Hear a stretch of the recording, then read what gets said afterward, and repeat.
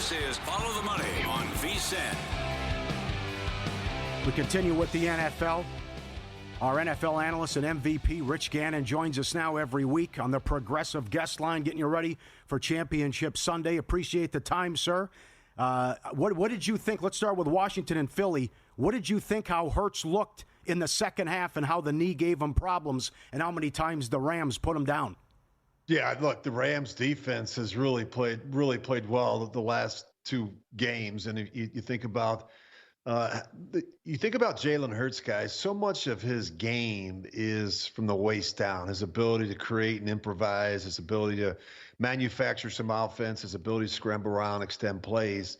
And so when you take some of that away, he loses his effectiveness, and he's never going to be a pocket passer. That's not really his game, and that's not what Philly wants to do. Kellen Moore wants to run the football with Saquon Barkley, want to play action, take some shots down the field. When defenses start bringing that safety down, you start getting some friendly looks on the perimeter and take shots to A.J. Brown and Devontae Smith. But if you're Washington and you can keep the lid on the running game and the explosive runs from Saquon Barkley, he's going to get 100 yards, but make him do it over a 60-minute game. Don't let him rush for 200 like the Rams did last week. But if you can keep the lid on the explosive runs and you can get Philly in those 3rd and 5+ situations, then you got a chance, because that's what you want. You want to have Jalen Hurts having to make the throws in critical situations on 3rd down. And I think that's going to be the key for Dan Quinn and that defense down there in Washington. Is there an edge to be had meeting a team for the 3rd time? Yeah, I just think these are divisional opponents. These are teams that know each other well. They know the personnel, they know the scheme. They know the coaches in terms of the coordinators, what their fastballs are. What's Vic Fangio going to do in a critical situation? What does Kellen Moore like to do when they're backed up? Those type of things. So I don't know that there's an advantage either way. I just think that it should be a really entertaining game. Look, Washington is more than capable of going into Philadelphia and beating the Eagles. The Rams had them. The Rams had a chance there at the end with the ball and a chance to win that game. And I'm just telling you, this Jayden Daniels, guys, we've been talking about this all season long on this show. He doesn't look, he doesn't act, he doesn't play like a rookie. He's got a lot of experience, played a lot of football in college, and his composure down the stretch, I think, rubs off on everybody. They feel they can go anywhere, anytime with Jayden Daniels and win the game. And I think this is going to be a great game in that NFC Championship. Well said. Well said. How much does it help that he knows he's got 4 plays in his back pocket, how aggressive Quinn's going to be? You love it, right? They were the best, really, they're one of the most aggressive and one of the best teams in the NFL when it comes to converting on 4th down. There's a certain comfort level there. I don't think Cliff Kingsbury's ever surprised when Dan Quinn says into his headset on second and 6 or on 3rd down, hey, let's have a play ready for 4th down. He always seems to have a play ready. The quarterback is never surprised. That's kind of the world they live in. They practice those situations. Situationally, they've been very, very good. When you talk about a 4th down or 3rd down situations or red zone, it's been an impressive group to watch. I think they've gotten better defensively as well. And I just think that this quarterback is magical. When things break down around him, he seems to be at his best. Rich, I want to throw one counterpoint at you here. Sure. And I took the Redskins. I think the line's way too much. But that game in November on the Thursday night in Philadelphia, I don't know if he was hurt, but he looked out of sorts. And I thought maybe it's the cold weather. He's not used to playing in the cold, Daniels. And he hasn't had to in the playoffs either. They get to play in Tampa and then the Dome in Detroit. Is there any concern about the weather affecting him on Sunday? Well, nobody, I don't care who you are, right? If you're Josh Allen, if you asked him, nobody wants to go out and play in cold, freezing temperatures. Nobody wants to go out and play with it when it's raining or anything like that. It's just, any NFL quarterback, to deal with the slick ball is very difficult. I would tell you that there was a stretch there for about a month where he wasn't physically. I know he got those ribs. He got a shot where he got knocked around pretty good, and I missed some practice time. And I think when you're a young quarterback, every day at practice is important. Every week we're learning about the quarterback. We're learning about what he likes, what he does well, what he doesn't do well. So, missing some practice time maybe had an impact on him that week. But look, I look at how well they're playing, this string that they're on right now, the way they're winning games. They call them the cardiac commanders for a reason. And I'm just telling you, I keep an eye on Washington. This is it. I like Philly. They're the more physical team. They got the better offensive line. They got the better defense, the better defensive line. But if you're going to ask me right now, in a gotta-have-it situation, with the game on the line, who do I trust more, Jalen Hurts or Jaden Daniels? Give me the rookie all day long. Yeah, I agree. That's incredible. Did you ever play 4 straight road games? How difficult is this for Washington, 4th straight road game?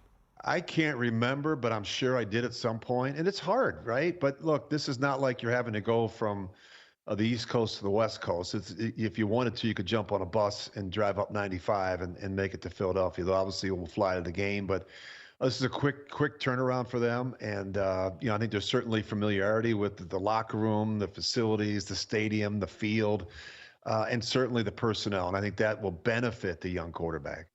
Follow the money, Paulie and Mike Palm, VSiN, the Sports Betting Network. Our NFL analyst, Rich Gannon, our guest, the MVP on the Progressive Guest Line. How about the AFC game?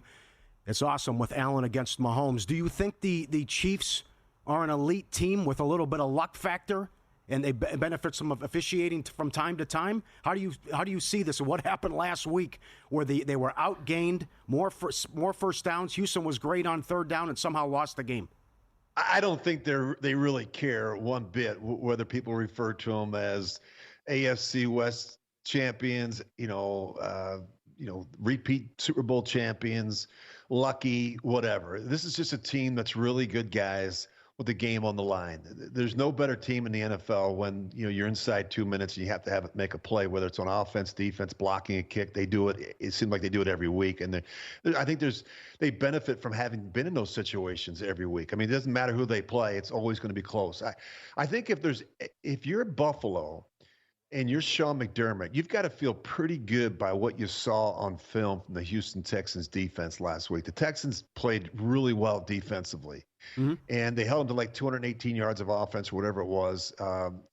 They kept the lid on the running game, kept the lid on the passing game. The only thing they didn't do a good enough job of was keep the lid on Travis Kelce, who had 117 receiving yards in the game. But other than that, I think there's a formula for success for the Buffalo Bills. Buffalo's another team that is more than comfortable going into Arrowhead and playing the Chiefs.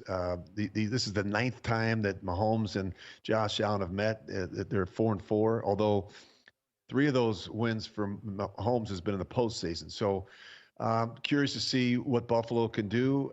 But I'm telling you, these are going to be great championship games. We have teams that are evenly matched with a lot on the line. Do you think Buffalo will feature Kincaid more, that Kansas City struggles against tight ends, and that tight ends There's can no have question. a big They've got 2 really good tight ends. They'll be really involved in the game plan. I think what was encouraging to me last week, guys? If you look at Josh Allen's numbers, right, and you'd say if you just looked at his numbers for the day, you would say there's no way they beat the Baltimore Ravens, right. And they beat the Baltimore Ravens. It was a complete team effort. And I was encouraged by what I saw from Buffalo last week at home against a pretty good Baltimore defense. That's an excellent point. Do you think Ben Johnson can fix Caleb Williams? I think he can, but they've got to fix things around him. I think you start with the offensive line. They got to put together a really good coaching staff. And what Ben Johnson realizes is that this is one of the more competitive divisions in all of football. You look at Green Bay. They won 11 games. You look at the Minnesota Vikings, they won 14. You look at the Detroit Lions, they won 15 games. This isn't going to be easy for Ben Johnson to get this thing turned around in Chicago. How difficult is it, and you played for a lot of different offensive coordinators, Rich, to make that leap from coordinator to successful head coach? None of the coordinators that you played for were able to do that. Objectively, took a step forward and became a very successful head coach. It's really hard, and I think it's also really hard, as you point out, for the young quarterback. Like I always call it the Alex Smith syndrome. He was in San Francisco. I think he had like 6 different play callers in his first 7 seasons. It's really hard when you got a young quarterback where you're like this year. That this playbook's going to be completely different than what he had last year. The terminology, the verbiage, the footwork, the concepts, a lot of new learning, the protection. So it's going to be a real challenge. If my advice to Caleb Williams would be, don't leave Chicago this offseason. Stick around that facility and learn that new playbook. Love talking to you, Rich. Excellent job. Enjoy the games. Catch up next week. Appreciate you. You guys are the best. Thanks. Thank you. Rich Gannon. That was awesome. Good question at the end. It is hard. But he's got his work cut out for him. You know who his last offensive coordinator was? His final year with the Raiders, Steve Sarkisian. Really? Yeah, who was only 9 years older than Rich at the time. Yeah. Yeah. He had a bunch. Tom Moore, a lot of them. Tom Moore, he's still Trestman. out there. Yeah. Trestman. Yeah. In sports betting and trading, understanding probability, the ultimate game changer. Unlock the secrets of high-probability trading with Todd Bubba Horowitz, former floor trader and seasoned sports bettor. With over 45 years of experience, visit BubbaTrading.com/VSiN today. Promo code VSiN500 to save $500. Don't miss your chance to sharpen your strategy and gain the edge in your trading game. BubbaTrading.com/VSiN, promo code VSiN500. Everyone knows about their bad beats. How about their lucky wins? Your feedback up next. You won't believe what happened to Mike Palm. Follow the money, VSiN, the Sports Betting Network, VSiN.com, Sirius XM Channel 158.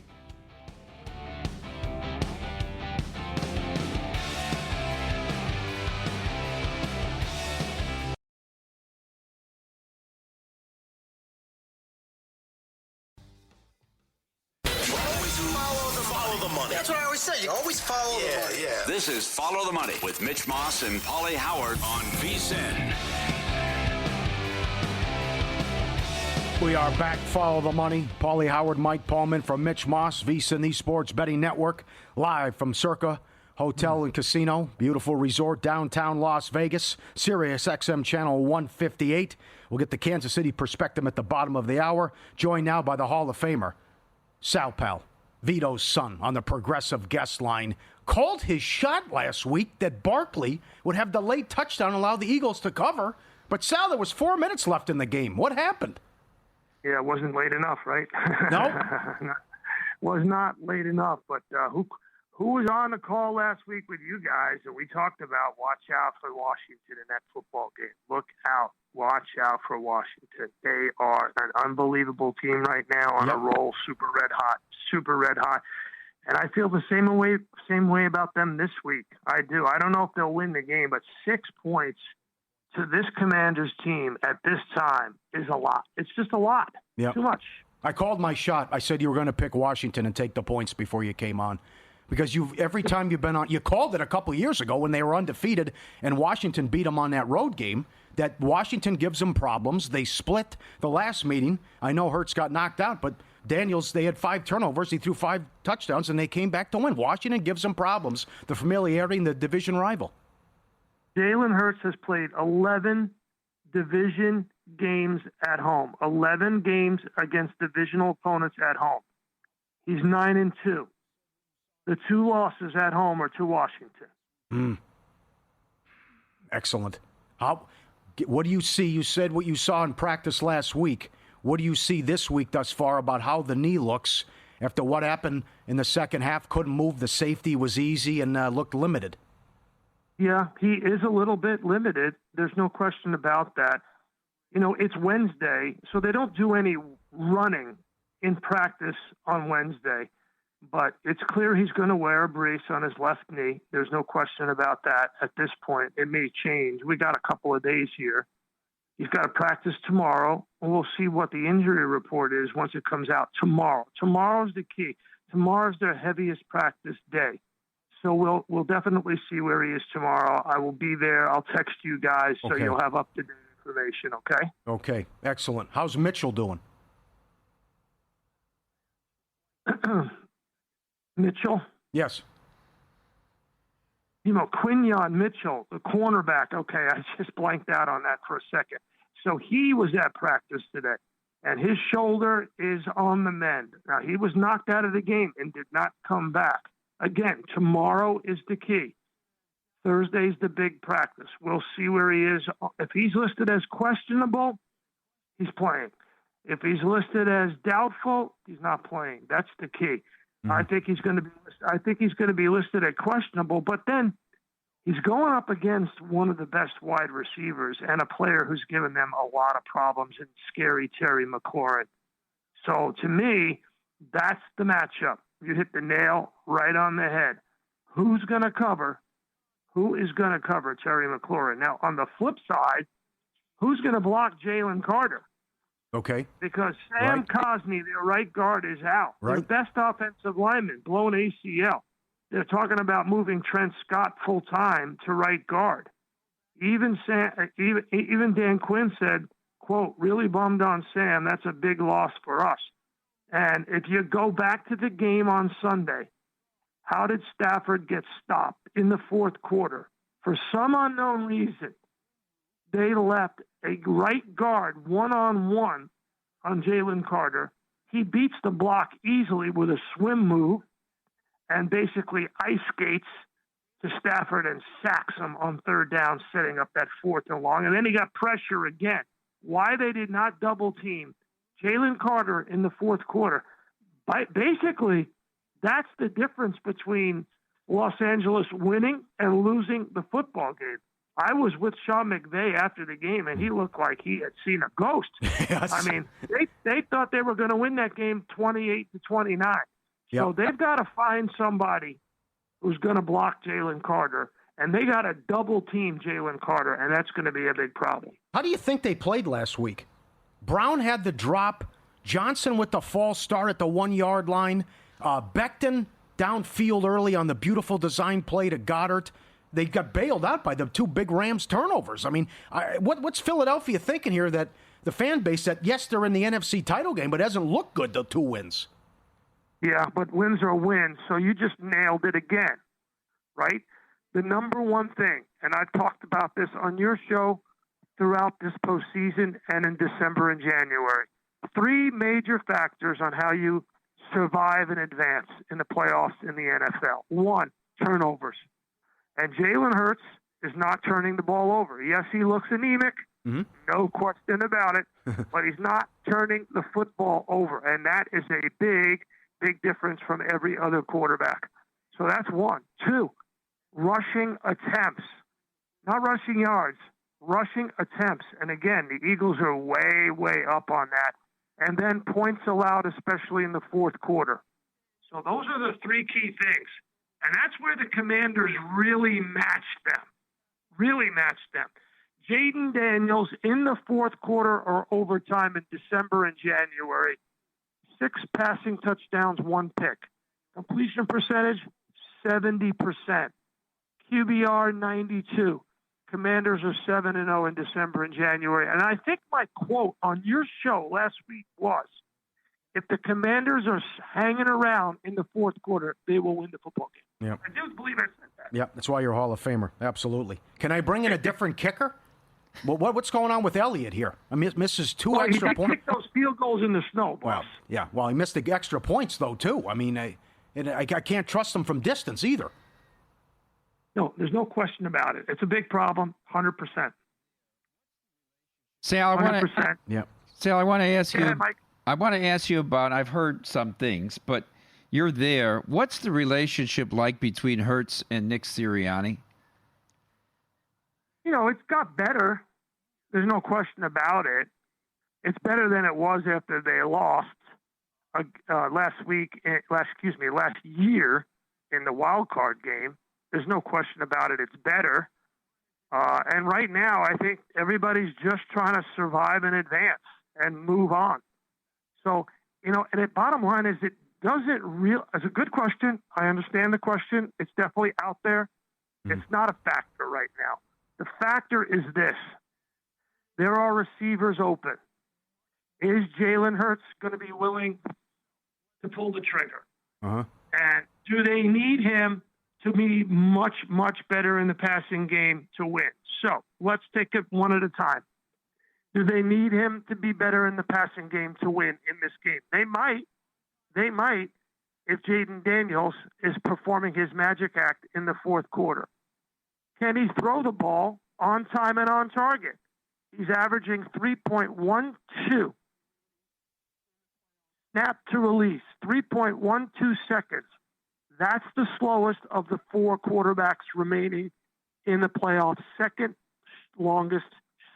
slowest of any quarterback this season in the National Football League. So that's the big problem, is can he get the ball to his receivers, and do they need him to do that? You got to remember something. I mean, people are focusing on Jalen Hurts, and I understand that. I get it. But this is a moment of truth for Vic Fangio. This is a moment of truth. The Eagles' defense on December 22nd allowed Jaden Daniels, Cliff Kingsbury, and the Washington Commanders scored 3 touchdowns in the fourth quarter and erase a 27-14 lead. Fangio is 66. He's never won a Super Bowl ring. Never. And Wow. remember what Daniels did to Aaron Glenn. And I understand that C.J. Gardner-Johnson was kicked out of the game, but that's only one player. They had major miscommunication problems in their secondary. Right. But the bottom line is, as you mentioned, Stafford almost won last week. Almost won. Almost marched down twice in the fourth quarter and won the game. And Daniels did it on December 22nd. This is a moment of truth, without a doubt, for the Eagles defense and Vic Fangio. Incredible answer. Yep. And Stafford did it in those conditions as well. So you're taking the 6. Who wins the game? I like the Eagles to win, but it's a big number. I agree with you. And who do they meet in the Super Bowl? Yeah, that's the big one. I you know me. I say it all the time. You got to prove to me you can do it before I'm going to say you're going to do it, right? Yes. And the Chiefs, let's look at the numbers here. They enter on a 2-game against the spread losing streak. I get it. Since 2000, 10 teams have played in a conference championship game on an ATS losing streak of 2 games or longer. They're 3-7 against the spread, failing to cover 3.9 points per game. So this play, as I said last week, that game between Baltimore and Buffalo would be close. This game is going to come down to the wire in the fourth quarter. Going to be super close, but I do like the Chiefs to pull it out. I'm with you. They find a way to win. The luck factor, the officiating as well. I know. That's an unbelievable. Let me tell you something. Sure. I'm on my way to New Orleans, and I'm going to join your program from New Orleans for sure. But can you imagine Eagles fans and Bills Mafia descending? No. Oh, my God. Call the cops. It'll be out of control. Oh, my God. You'd have to reinstitute prohibition. Yes. That's a 3 cannoli appearance. You're unbelievable. Talk to you next week. Thank you, buddy. All right. Okay, see you guys. That's awesome. Thank you so much. On the Progressive Guest line. All right, taking the 6. Oh, fantastic answer. Unbelievable tweets and emails on your luckiest win. Plus, do you concur? Straight ahead, Visa and Follow the Money, the Sports Betting Network.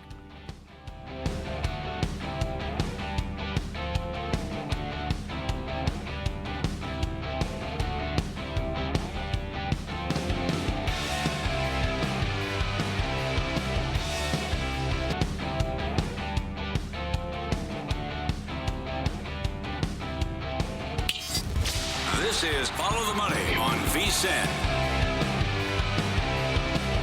Horse racing action heating up in South Florida with the $3 million Pegasus World Cup Saturday, January 25th. Our friends over at First Bet have you covered with everything you need to hit it big. Sign up First Bet, get that account, promo code VSiN200, claim a $200 sign-up bonus, and download their free Pegasus World Cup wager guide and get up to $10 back when your horse finishes second or third in the biggest races at Gulfstream. Head over to firstbet.com, promo code VSiN200. Excited to talk to Todd Leabo, Chiefs reporter, Sports Radio 810, AFC title game on Sunday, and he's on the Progressive Guest line. Appreciate the time, my friend. How sensitive is the fan base there to, they're lucky, they get every call, Mahomes is treated differently? How does that play back there? There's plenty of people who just live on social media, a lot of the younger crowd who don't know anything other than the Chiefs winning, who get very sensitive about it. We instruct them all to grow up and don't worry about those things because there was 50 years of nothing before this. Uh-huh. So take all the slings and arrows, right? Take all the slings and arrows. That's exactly what it's worth. It is funny. I asked Patrick Mahomes today about the rep that he gets calls and stuff at their press conference, and he doesn't buy into it. Of course, that's what he's going to say. You just ask the question because you do it. But I also followed up with, does it feel different for you now than it did when you were a rookie or something? Because I do think it probably changes over the years. There was a big call in the 2018 championship game where the Patriots won at Arrowhead in the second half, where Chris Jones got called for a roughing the passer on Tom Brady, and he didn't touch him at all. And, Tom Brady got those calls. right? That's what it was. And I think all Chiefs fans should remember that that's how it used to be. And does Patrick Mahomes get more calls than others? I don't know. Probably, but he probably earned them, I guess. It's wild, but it's just tough to say that an official is going to make calls for a quarterback or not. I know the league hates that. I was interested, Todd, to see who the assignments would be for the championship games. Clete Blakeman will be doing the game in Kansas City, which I know Cheffers, they don't have a great record with Cheffers, but Blakeman has been very much a road official when you look at stats. Home team's 5-11 this year with Blakeman, and only 46% against the spread since 2016. In the game in Buffalo in the regular season early in the year, we know McDermott went for it on a big play to win the game, and of course Josh Allen ran the football. I was really surprised that Spagnuolo allowed Allen to rush the football there. What are the Chiefs defensively going to do? What are they going to try to take away from the Bills' offense in this game? Well, I think you have to assign a spy. Now, we're going to talk to Spags tomorrow. He's not going to tell us what they're going to do. We asked, they don't say, but we'll be able to tell pretty quickly. And the question is, who's that going to be? I don't know if Nick Bolton is up to the task to be that kind of a spy. Maybe Leo Chanel or Drew Tranquil. I don't know. But you need to watch him, because if you don't watch him, they will call run plays. I mean, it's not all just scrambling. They'll call these things, because you look at his numbers. I mean, he ends up carrying the ball, I don't know, double digits in most postseason games, and it's not all scrambling. Now, he carried the ball 12 times, as you mentioned, against the Chiefs earlier this year. The big one was the crusher at the end. It ended the game, but that's what you have to do. You have to try to sack him as well. They didn't sack him last game. That's a problem. They didn't. I don't think they sacked him last year in the postseason when they played them either. They ended up winning the game, but the Chiefs got 8 sacks last week. So you got to be able to get to the quarterback and get him to the ground. Josh Allen is hard to get to the ground. Most of the guys trying to sack him aren't as big as him. That's just how it works. He's not the normal sized quarterback, but they need to spy him a little bit, and they also need to get to him. If you don't get to him, he'll kill you. I don't know what to make of Buffalo's defense, which has been great in the playoffs. I was stunned with what I watched Saturday with Kansas City's offense. In particular, nothing out of Hopkins, nothing out of Hollywood Brown. And again, even Aikman was baffled. Every big play, you know where it's going. Oh, there's Kelsey in slow motion, wide open. Why does the offense look like this? And do you think we'll see a vintage Mahomes game Sunday? Well, what Patrick told us after the game and again today was, we asked him about that same thing. I mean, it wasn't even like they didn't get catches. They didn't get targets. Yeah. I think they threw the ball twice to Hollywood Brown, 2 or 3 times to Hopkins. But he said they were taking him away. And listen, because there's no other way to explain Travis Kelce at 35 years old being wide open, other than the fact that they were taking the other guys away. So if you're going to take him away, Mahomes is no dummy. He'll throw to the guy who's going to catch the ball. Yeah. It's not, I promise you guys, in May, Andy Reid was going to sleep dreaming about cheeseburgers and throwing the ball to Rashee Rice and Hollywood Brown and Xavier Worthy and all this stuff. And then Rashee Rice got hurt week 2 or whatever that was, week 3. Hollywood Brown got hurt in the preseason. And now you just got to change everything. You have to go back to what it was the last couple of years, which was kind of pedestrian offense. But they did a great job of doing that. Now they appear to be healthier, although we didn't see much from Hollywood last week. They tried to hit him on that first possession on the touchdown, just kind of overthrew it. Mm-hmm. We might think differently. And he almost caught the ball that was the 50-yard pass, almost came down with it. We might think different if he had 2 catches and a touchdown and 70 yards, but he didn't. So I think it's kind of pick your poison. If they try to double team Travis Kelce, I expect someone else to be open. But what the Chiefs have to do is they have to protect Mahomes, because he's totally healthy from his ankle that he got earlier this year. But the Chiefs' offensive line, we've talked probably many times about the left tackle. Joe Thuney is playing left tackle now. It's been a mess all year. That's not a good recipe against these playoff teams. So they'll have to try to protect him. But, Buffalo has done a nice job. They don't do a real good job yardage-wise, but they just take the ball away all the time. And the last time the Chiefs turned the ball over, 8 weeks ago, was against Buffalo. They turned it over twice, and they lost the game. Oh, excellent. Yeah. I was also surprised Pacheco wasn't a factor. Is he okay?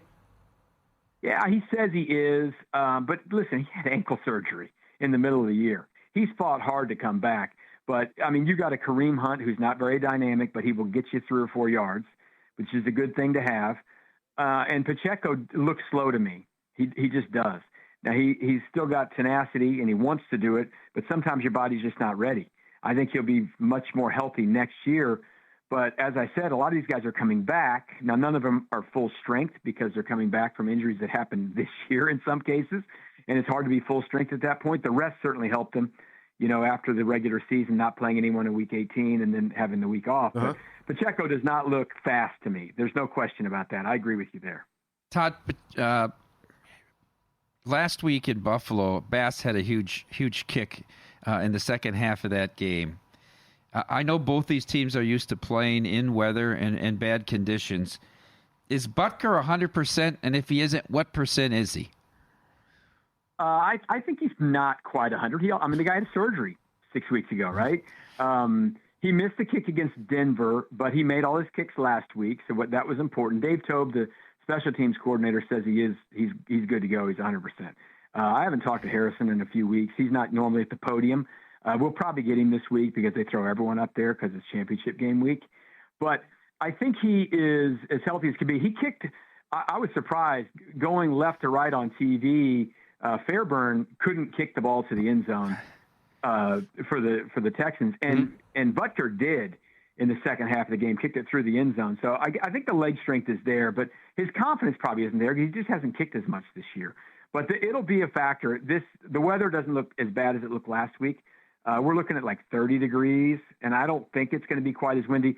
The game against the Texans was as windy a game as I can remember at Arrowhead Stadium in a long time. It was really, really windy, and that certainly affects the kicking game. Very good. 2 minutes left. Have they entered the Patriots zone here, where everyone's fed up with them and there's a ton of fatigue? I think so. It sure seems like it to me. I think what you'll see, everyone said the numbers were down, TV numbers last week for everyone. 35 million people, 40 million people, whatever. That's every other league in the world would love to have awful numbers like 40 million people watching a game. I think what you'll see in this game is people don't like the Chiefs, but if they're going to lose, those numbers, and it's a good game, those numbers will skyrocket because it's called like hate watching. You want to watch them lose. You know what I mean? People did that with the Patriots. They probably did it with Duke basketball, Yankees, whatever. But I think, the Chiefs are definitely in that territory. And if they go find a way to the Super Bowl this year and find a way to win it, people will really, really, really, really, really, really be sick of the Chiefs. But no doubt. We'll see. I'm telling you, it was 50 years of nothing. So Chiefs fans will take this for sure. Do you think they win?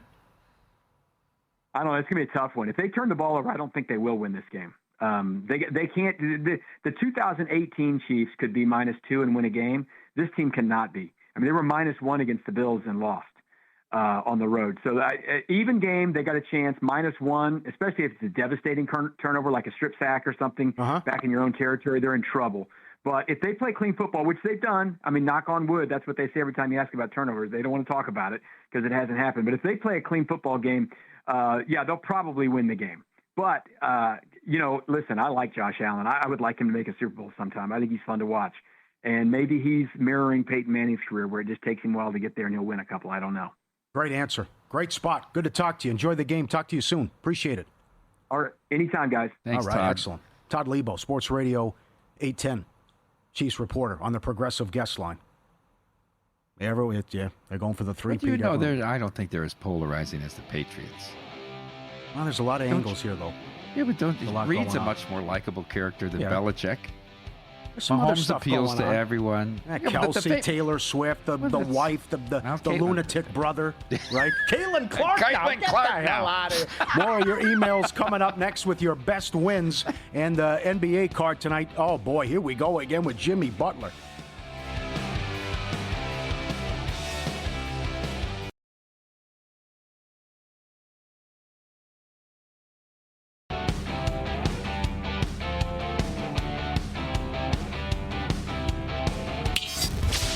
This is Follow the Money on VSiN. All right, back at it for your big announcement. Thanks to everyone who participated and played in Jansanity. We're going to do this every year, and thanks to the sponsors as well. 5 listeners, viewers, went 11-0 ATS. Incredible job. But remember, if you looked at the rules, if there's a tie, you had to draw it out of a hat with a random drawing. Incredible job for the $5,000. Chet Gartner, Russ Ollinger, Josh Barker, Diana Fukakusa, Ed Ibarra. if I'm pronouncing that right. Congratulations. That's awesome that you were able all to go 11-0 ATS and Jan Sanity. And phenomenal job by everyone. Thanks for participating and being in this as well. And I hope we do more of these, bigger and better in the future, onward and upward. Excellent job. That's incredible what you did, ATS, all of you. Yeah, congratulations. Now, earlier, off air, COO of VSiN, Bill Adee, was in here, and we leaned on Bill a little bit. I said, it's a little tough. You go 11-0, you get nothing. One person wins, you have 4 losers. Yeah. So for the 4 people not drawn next, Bill Adee's going to throw in 3-year subscription free. 3-year subscription. That's a $300-something value, right? $330. Dinner at Barry's, so, too? well, just the appetizers would be the same amount. But all right, Paul, you're going to do the honors here, Paul. You want me to pull it? Yeah, of course. All right. I work here. Okay. You're just... Jan Sanity winner. I'll hand it to you. Okay. Take it away, Maestro. All right. And our first ever Jansanity champion for $5,000.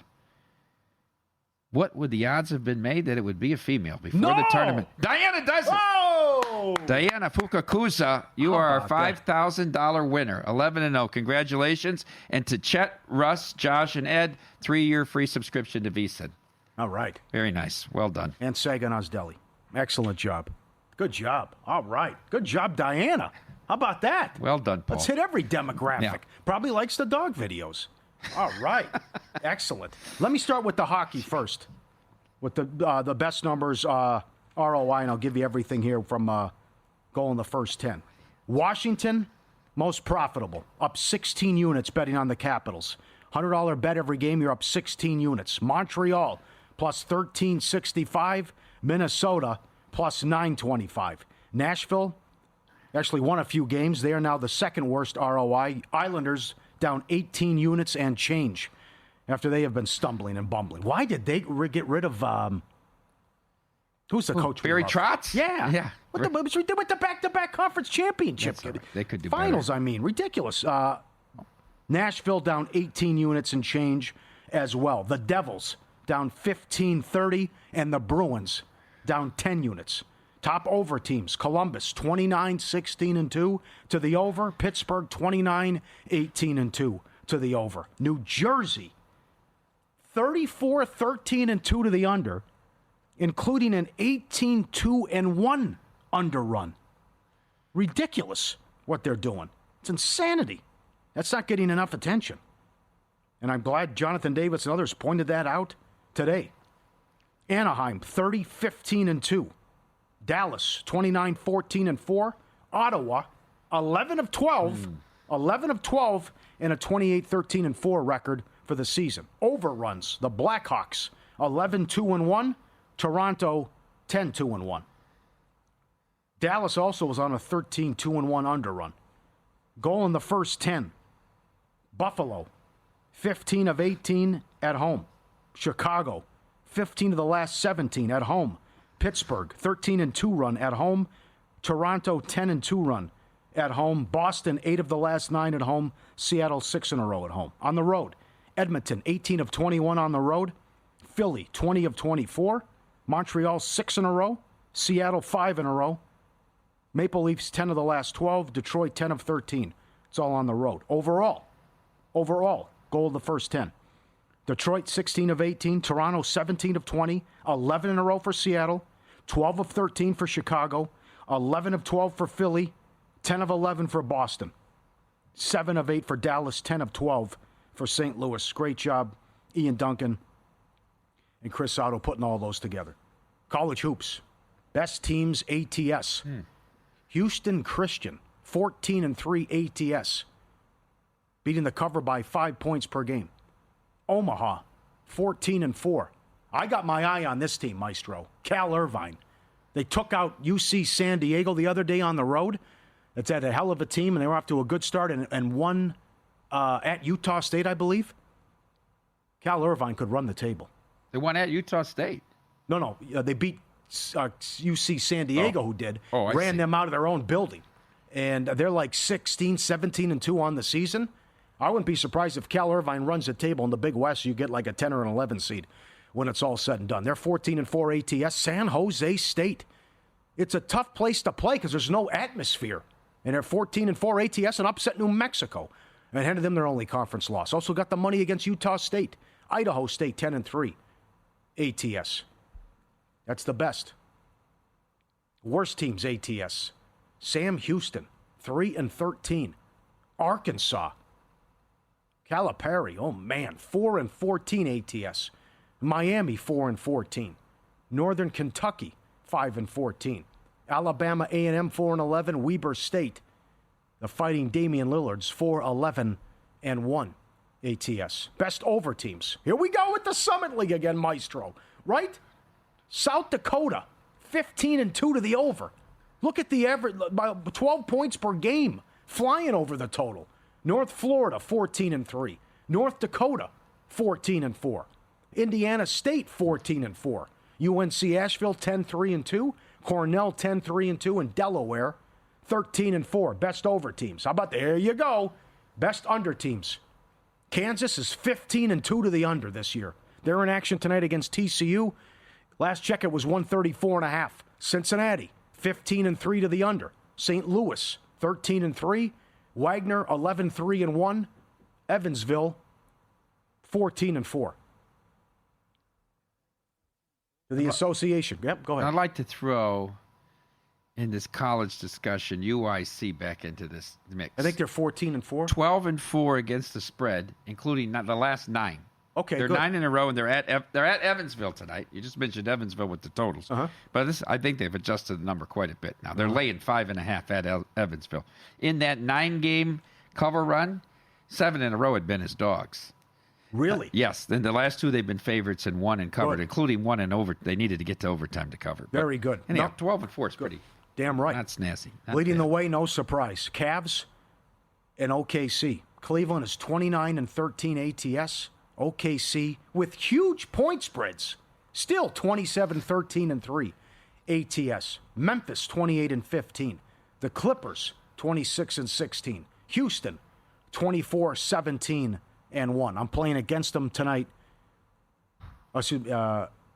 No, I'm playing against the Pistons rather, but Jeff Sherman thinks that's a good game, as Mike Maestro does as well, with the number 1 team going against Houston. Sixers, the worst ATS team in the league, 13-27-2 ATS. Humbled, embarrassed in Denver again last night. 144 they give up. Yes, asinine. What were they chanting? Where's Embiid? Where's Embiid? Only twice in the last 11 years he's played there, whatever it is. Suns, 14-27-1. Ooh, ugly. They need Butler. Kings, 16-22-4. Wizards, that's just hard to do because they're big dogs in these games. Still, 16-24-2 ATS. The Celtics, 17-25-1. Best over teams. Cavs, 28-14 to the over. Memphis, 27-16. Likewise, Denver. Atlanta, 26-16. The Pelicans, 25-18. Best under teams. Clippers, there you go. Great job defensively. Where are my notes? They are number 2 in the league in defense. But to put this in perspective, OKC number 1, allowing 103.2 points per 100 possessions. The Clippers are 107.5. That gap is huge. About the same last check between like 2 and 12. Nuts. Clippers 26-15-1 to the under. The Hornets 24-15 to the under. Orlando 27-18. Boston, bit of surprise, 25-18. And the Warriors 24-18 to the under. Great job with the crew. That's top bottom. We do it every week. Thanks to Derek Stevens. VSiN fans, you're in luck. Derek Stevens is offering you 15% off at 3 incredible properties: Circle Las Vegas, the D Hotel, and Golden Gate. Whether you're lounging by the pool or enjoying all the excitement Vegas has to offer, you'll save big with promo code VSiN15. Book your 2025 stay now, CircleLasVegas.com. Use VSiN15 to get 15% off. Your Vegas adventure starts here. CircleLasVegas.com, code VSiN15. Any of the properties, don't forget Golden Gate as well. 119 years old, and the beautiful suites they have, and get the penthouse as well. If you got a big group coming, they got the grill, 6 TVs in there, and the best shower you're ever going to have at the penthouse at the Golden Gate. Up next, we go to Chicago. Mike North What does he think of Ben Johnson to the Bears, and can he turn Caleb Williams and this offense around? That's straight ahead on Follow the Money on Sirius XM Channel 158.